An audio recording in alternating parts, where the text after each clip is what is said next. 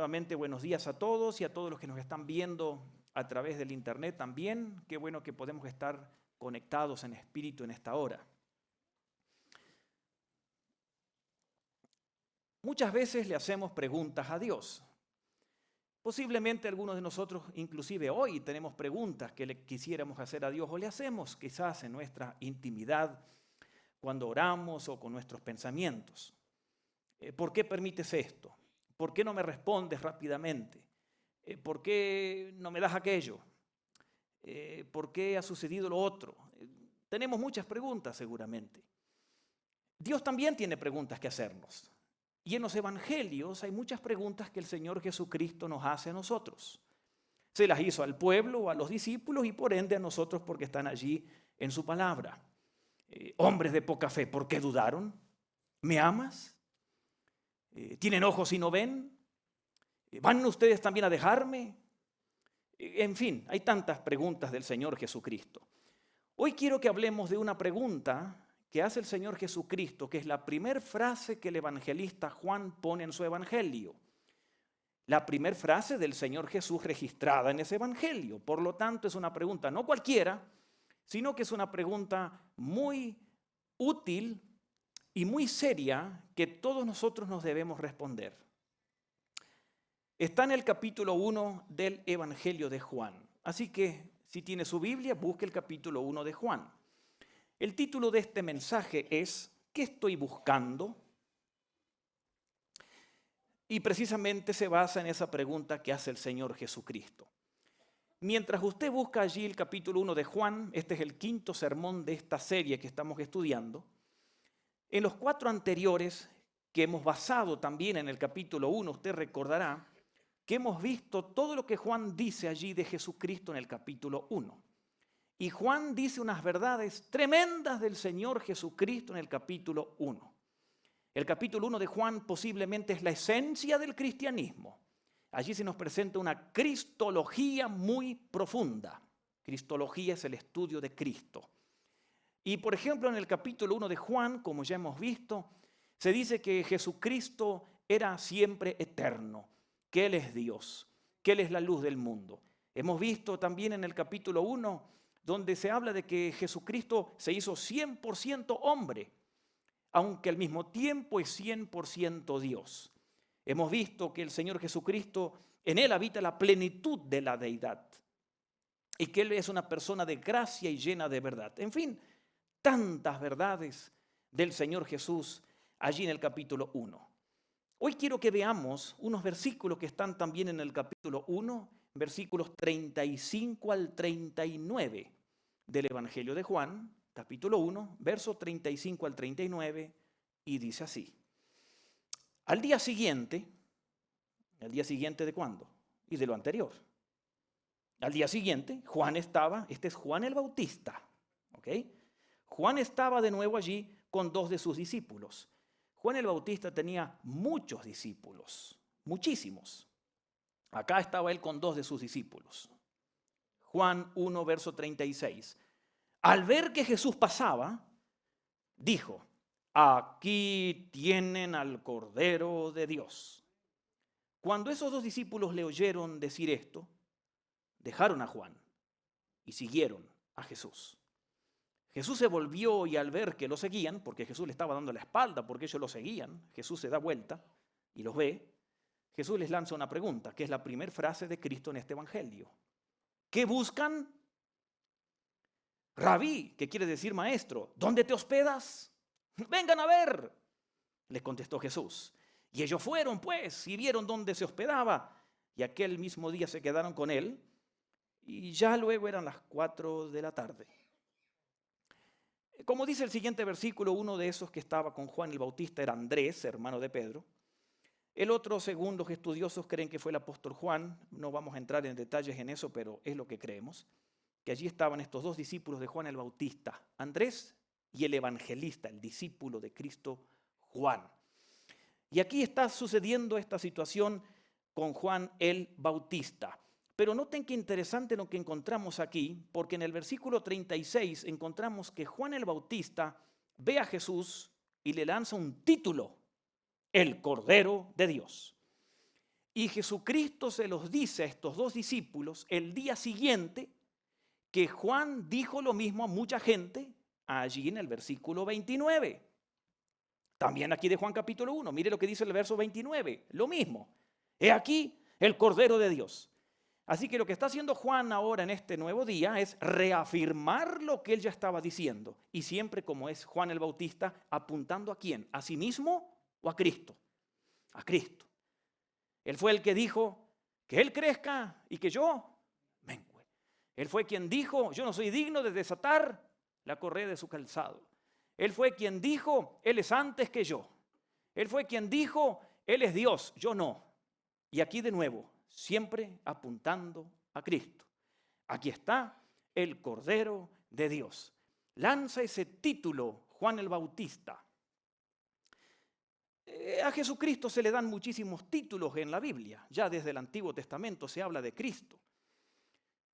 Admirable, Dios fuerte, Padre eterno, consejero, príncipe de paz, Mesías, Cristo, Señor.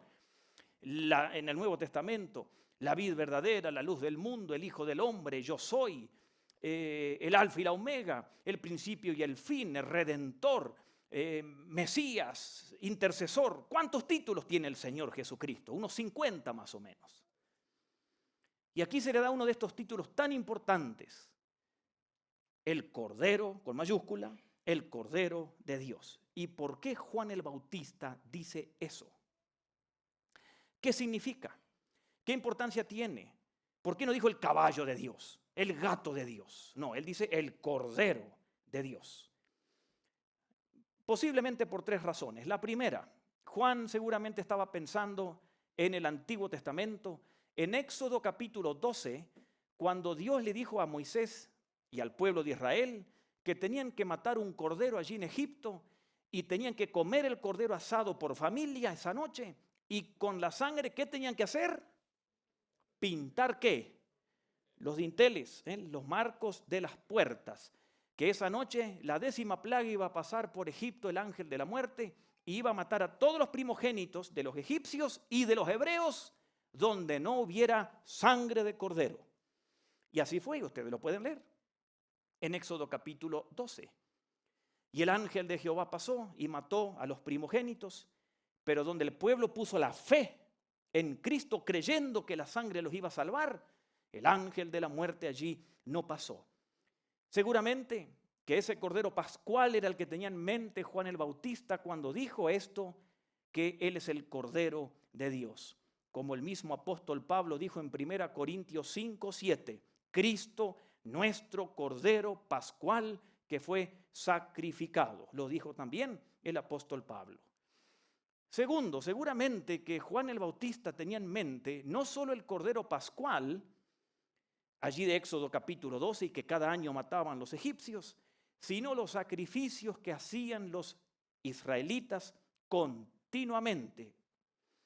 Cuando leemos en Éxodo o en Levítico, encontramos que en el desierto el pueblo tuvo que hacer ¿qué? Una tienda, una carpa o un tabernáculo. Ese era el lugar de ¿qué? De encuentro. ¿Entre quién? Entre Dios y el pueblo. Pero allí tenían que matar los sacerdotes cada mañana, cada tarde, un cordero a la mañana y uno a la tarde, por días, por meses, por años, continuamente. Cuando entraron a la tierra prometida y luego Salomón hace el templo, los sacrificios continuaban de mañana, de tarde, de mañana, de tarde. Se detuvieron los sacrificios, ¿sabe cuándo? En el año 70, cuando los romanos entraron a destruir el templo. Así que póngase a pensar que desde que salieron de la esclavitud de Egipto en el 1445 a.C. y al año 70 después de Cristo, son varios siglos, cada mañana, cada tarde, había que matar un cordero. ¿Por qué? Porque Hebreos 9:22 dice, sin derramamiento de sangre no hay perdón de pecados. Y todos esos corderos, explica el Nuevo Testamento, apuntaban, era una sombra del que iba a venir, el cordero inocente, perfecto, que iba a morir de una vez por todas, el Cordero de Dios, Jesucristo. El cordero pascual apuntaba a Cristo, quien es nuestro Cordero Pascual. Los corderos sacrificados en el tabernáculo y en el templo apuntaban a Cristo. Cristo es el cumplimiento de todo eso. Pero también encontramos una profecía interesante en Isaías capítulo 53, donde se habla del cordero que iba a ser sacrificado. Y en el versículo 7 de Isaías 53, escrito 600 y pico de años antes que muriera Jesús. Pero en Isaías 53, 7 se dice: como cordero fue llevado al matadero y no abrió su boca en presencia de sus trasquiladores. Y eso tiene su cumplimiento en Jesucristo, el Cordero de Dios, propiedad de Dios el Padre, exclusividad propia de Dios el Padre. Por eso cuando Juan el Bautista está diciendo el Cordero de Dios es Jesucristo, esto tiene que ver con la humillación de Cristo, con el sacrificio de Cristo, con el perdón que ofrece Cristo, pero no un cordero derrotado, para nada, sino un cordero que está vivo, un cordero que va a reinar en el futuro. ¿Y dónde lo vemos? Lo vemos en el libro de Apocalipsis. En el libro de Apocalipsis hay más de 20 referencias al Cordero de Dios Jesucristo. Quiero leerles algunas de ellas. Si a usted le cuesta buscar Apocalipsis capítulo 5, deje su Biblia allí en Juan 1, porque vamos a volver a Juan 1. No ande buscando y haciendo ruido, interrumpiendo al que está al lado, por favor. ¿Sí? Entonces mejor escuche. En su casa lee Apocalipsis 5. Apocalipsis 5, versículo 6. Esto está hablando de una visión que tiene Juan del cielo. Vi en medio de los 4 seres vivientes y del trono y los ancianos y un cordero que estaba en pie, que había sido sacrificado. Allí está el cordero, Jesús, de pie, reinando en el cielo. Apocalipsis 5, 8. Cuando lo tomó, los seres vivientes y los 24 ancianos se postraron delante del cordero. Apocalipsis 5, 12. Y todos ellos cantaban. Todos ellos cantaban. Gracias, Dios. Apocalipsis 5:12. Todos ellos cantaban con sus fuerzas. Digno es ¿quién? El Cordero que ha sido sacrificado, pero ahora es digno de recibir poder, riqueza, sabiduría, fortaleza, honra, gloria y alabanza. Apocalipsis 5:13.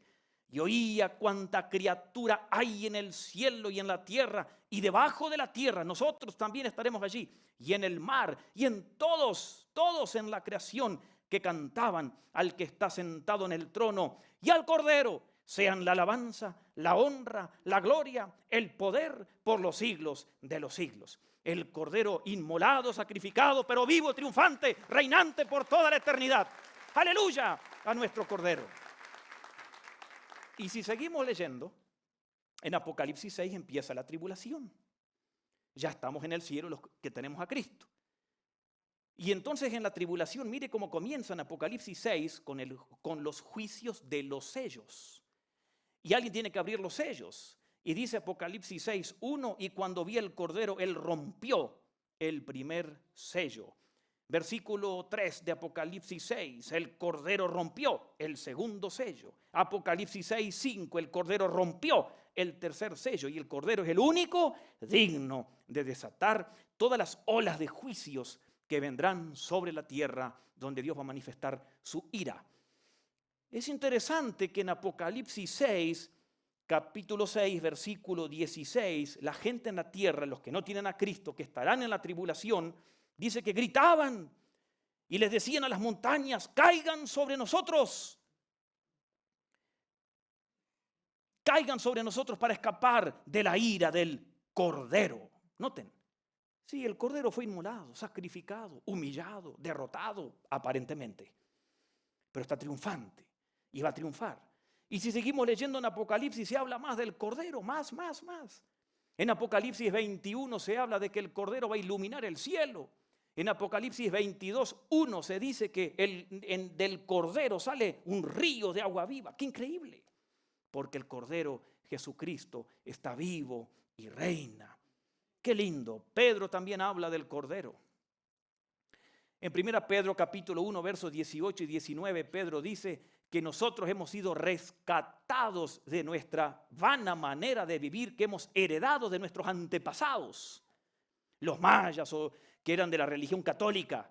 Hemos heredado una vana manera de vivir y hemos sido rescatados, dice Pedro, no con cosas perecederas como oro o plata, sino por la sangre preciosa de un cordero inocente que es nuestro Señor Jesucristo. El cordero inmolado, pero vivo y triunfante, y el que nos perdona. El cordero de Dios. Ahora bien, volvamos aquí a Juan capítulo 1. ¿Qué sucedió? Recuerden, Juan el Bautista ve pasar a Cristo, anuncia, he aquí el Cordero de Dios, dice el versículo 36 de Juan 1. Y en el verso 37 vemos la reacción de estos dos discípulos, Andrés y Juan. Cuando los dos discípulos oyeron que Juan el Bautista dijo eso, ¿qué hicieron? Verso 37. Siguieron a Jesús. Estaban allí con un maestro muy bueno que era Juan el Bautista. Y ellos le creyeron, porque Juan apuntaba a Cristo. ¿Y qué hacen? Dejan a Juan el Bautista y siguen a Jesús. Un encuentro personal con el Señor. Y es algo que todos tenemos que llegar a eso, todos. Porque podemos leer la Biblia toda la vida sin tener o sin ir a Jesús. Podemos ir a todos los cultos durante una vida sin ir a Jesús. Podemos cantar de Jesús toda una vida sin ir a Jesús. Podemos escuchar sermones toda la vida sin ir a Jesús. Lo que aquí los discípulos nos enseñan es que tenemos que todos tener una relación personal, íntima con nuestro Señor Jesucristo. Los discípulos estos dejaron a Juan y fueron a Jesús. Era lo que Juan les estaba enseñando. Siguieron a Jesús, iban detrás. Verso 38. Y Jesús se volvió. Jesús entonces se volvió y al ver que lo seguían. Ahora Jesús no los empieza a ver cuando se dio vuelta. Él ya los veía. Él es omnisciente. Él sabe todo. Él no precisa darse vuelta para darse cuenta de que alguien lo está siguiendo. Él se dio vuelta porque sabía que lo seguían. Y entonces lo estaban siguiendo y Jesús se da vuelta y en Jesús hace esa pregunta. ¿Qué buscan? Verso 38. Jesús se detiene y le lanza la pregunta tan importante para todos nosotros. ¿Qué buscamos? ¿Qué quiere usted en la vida? ¿Qué buscamos? ¿Cuáles son nuestras prioridades? ¿Para qué vivimos? ¿Qué buscamos? Y Jesucristo les lanza esta pregunta deteniéndose, pero esta es una pregunta que los recibe a ellos. Jesús no les pregunta algo para rechazarlos, para darles una condición, ¿no? Porque Jesús en ningún momento les dice, ¿a quién buscan? No les dice, ¿a quién buscan? Porque sabe que lo buscan a Él.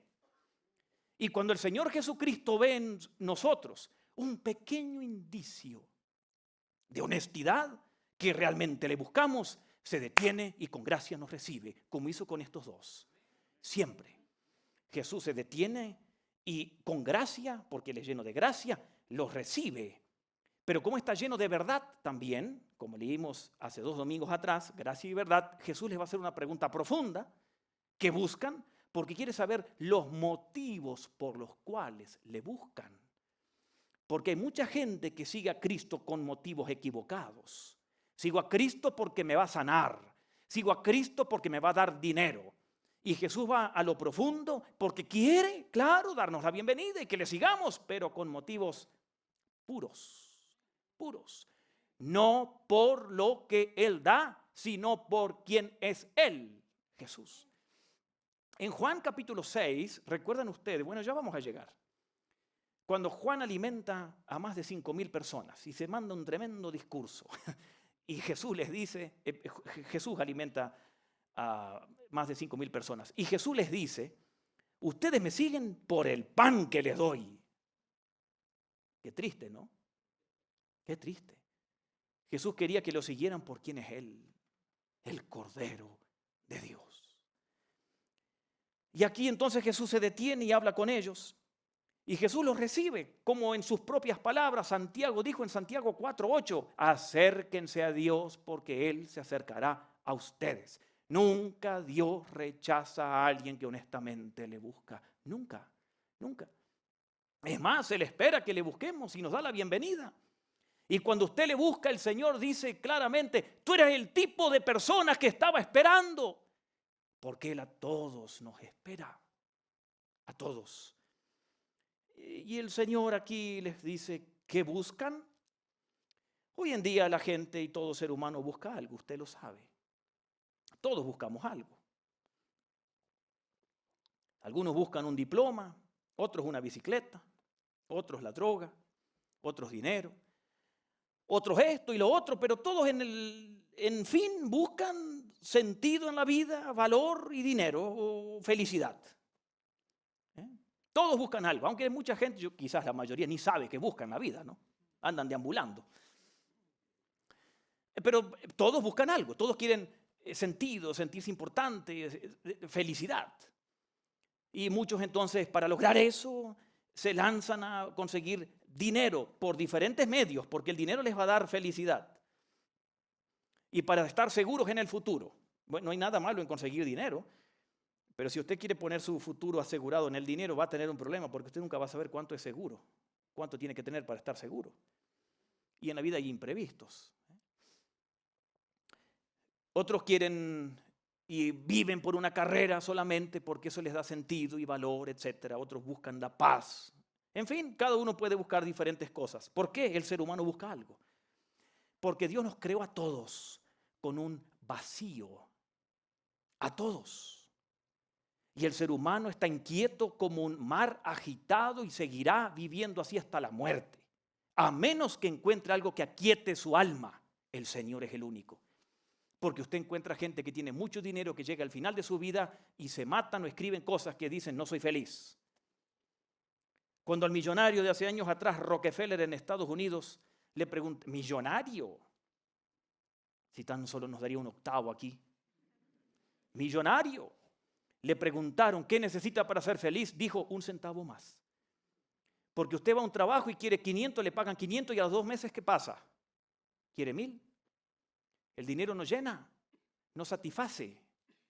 Y así con todo.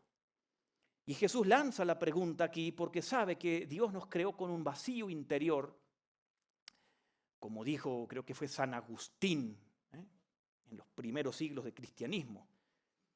El ser humano tiene un vacío interior y el ser humano corre buscando llenarlo, pero no se detiene. Solo se puede detener cuando Cristo le llena el vacío y encuentra la felicidad en su vida. Y así es. Y así es. ¿Y usted qué busca? Esa pregunta que dice Jesús, ¿qué buscan? Es para nosotros hoy. Pregúntese, ¿qué busco? ¿Cuál es mi prioridad en la vida? ¿Para qué vivo? ¿Para qué? Vivo para un deporte, me voy a tatuar el escudo de mi club por todos lados. Hay gente así, yo conozco gente así. ¿Para qué vive usted? ¿Qué buscan? Dice Jesús. Volvamos aquí, noten ustedes. ¿Qué buscan? Dice Jesús. Y ellos van a responder. Allí en Juan capítulo 1, versículo 38, Jesús les dice, ¿qué buscan? Y ellos van a dar una respuesta, que es la respuesta que Dios espera de todos nosotros. Ellos respondieron, Rabí, que significa maestro, ¿dónde te hospedas? ¿Dónde te hospedas? Esta es la respuesta, la única que Dios quiere de nosotros. Esta respuesta, ¿dónde te hospedas?, no tiene que ver con una curiosidad que ellos tenían, a ver cómo está la cama, la almohada, el colchón de Jesús, a ver quién le cocina. No, no tiene nada que ver con la curiosidad. ¿Dónde te hospedas, maestro? Es lo mismo que decir, ¿dónde vives? ¿Tienes lugar para que vayamos? ¿Podemos vivir contigo, Señor? ¿Podemos ir y ser tus amigos? ¿Podemos dedicarnos a pasar la vida contigo como lo hicieron? Porque estos dos fueron luego discípulos de Jesús. Tú, Señor, demorarías tiempo con nosotros, pasarías tiempo con nosotros, nos enseñarías, estarías con nosotros, ¿podemos vivir contigo? Esa es la pregunta que ellos hacen. ¿Dónde te hospedas? No es una reunión ocasional con Jesús un domingo a la mañana en un culto una vez por semana. Es convivir con Jesús todos los días, trabajando, estudiando, pero estar conscientes de Jesús, vivir para Él. Señor, quiero pasar tiempo contigo. Señor, quiero estar a tus pies como María, no como Marta, sirviendo, dando vueltas por todos lados. Señor, quiero tiempo contigo. ¿Me recibirías, Señor? ¿Es posible que con mis defectos me recibas? Y miren la respuesta que hace Jesucristo. Vengan sin condiciones. Vengan. Tú eres el tipo de persona que busco, joven, adulto, señora. Tú eres, con todos tus achaques, problemas, dificultades, dudas, tú eres el tipo de persona que Cristo está buscando hoy. Y Cristo nos dice lo mismo. Vengan conmigo, vénganse conmigo. Aleluya, aleluya. Sin condiciones, tierno, amoroso, nos acepta, nos da de su plenitud, gracia sobre gracia, nos ayuda a responder las inquietudes de la vida, nos va a proveer, claro, va a estar con nosotros, le va a dar sentido a nuestra vida, propósito, nos va a dar otras cosas que quizás ni las imaginamos, que son tan buenas que las tiene reservadas. Pero se requiere esto. ¿Dónde moras, Señor? Quiero ir contigo, quiero estar contigo. Y el Señor aquí dice, vengan sin condiciones. Y cuando vamos, como hicieron ellos, entonces pasamos tiempo con el Señor. Mire lo que dice allí el versículo 39. Ellos fueron, esto era de mañana, vieron dónde se hospedaba y aquel mismo día se quedaron con él.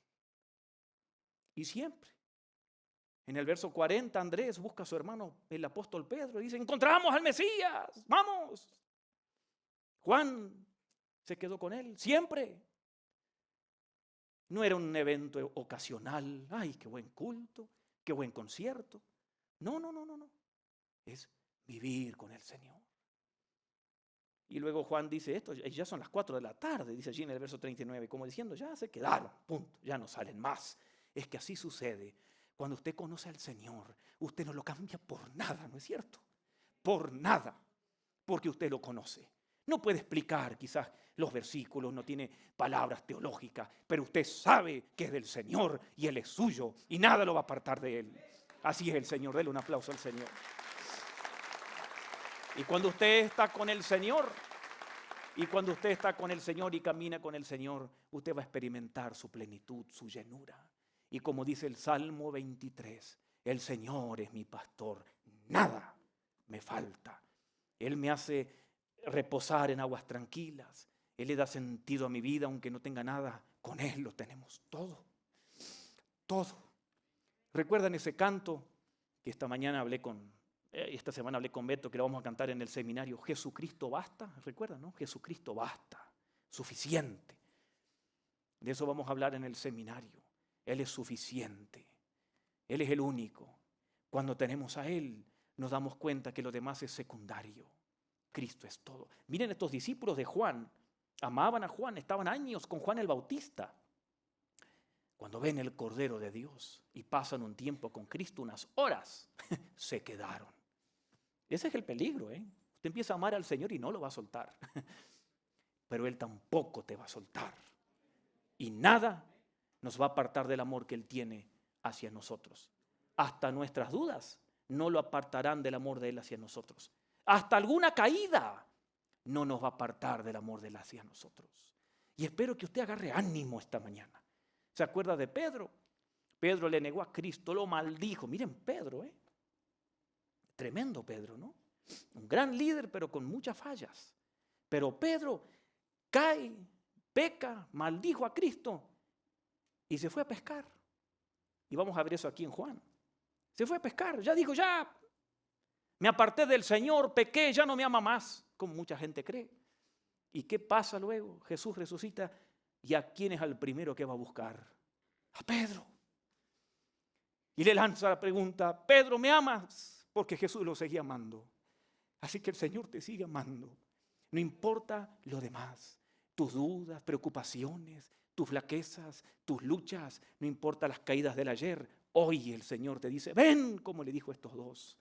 Y el Señor te recibe con gracia, con brazos abiertos. Pero quiere motivos puros, por eso te pregunta, ¿qué buscas? Me buscas, pero que sea a mí, a quien quieras.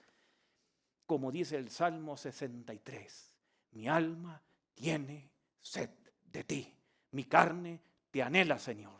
Que ese sea el deseo de todos nosotros. Amén.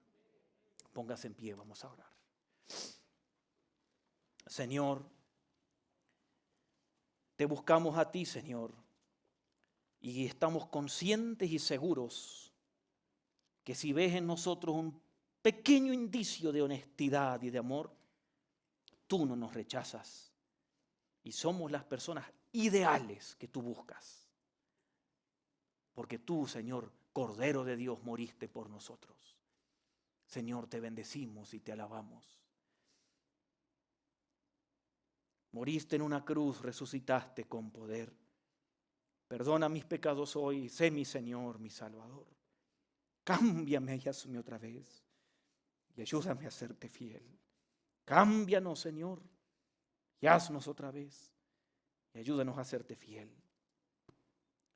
A vivir con humildad y sencillez, tomados de la mano contigo, aferrados a ti. Y como Andrés, ya nunca más te dejó. Es más, fue a compartir con otros que te encontró a ti, y así pasa en nosotros. Cuando te encontramos, corren ríos de agua viva y no podemos callar, no podemos dejar de testificar, porque te amamos. Señor, te alabamos, te bendecimos. Bendice a todos los que están aquí en este culto, a los que están viendo también en televisión, en su teléfono o en una tablet. Que tú los bendigas ricamente allí donde están, que tu presencia se haga manifiesta en ellos. Cordero de Dios, tú que quitas el pecado del mundo, tú que moriste como un cordero degollado, martirizado, sin abrir la boca, por nosotros, y tu sangre fue suficiente. Y algún día te veremos a ti, Cordero, y nos acordaremos de quién eres, y tú reinarás para siempre, en gloria.